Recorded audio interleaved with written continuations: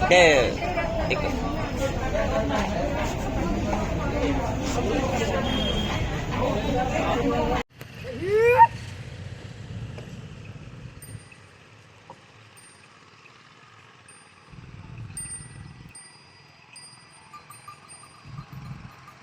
जिल्ह्यामध्ये जो पहिली यादी प्रसिद्ध झालेली आहे त्यामध्ये 1,01,000 शेतकऱ्यांना आपल्या कर्जमुक्ती योजनाचा लाभ भेटणार आहे। त्यामध्ये पहिला टप्पा ऑलरेडी यादी पब्लिश होण्यासंदर्भात झालेला आहे। दुसऱ्या टप्प्यामध्ये शेतकऱ्यांना स्वतःचे EKYC करावा लागत आहे।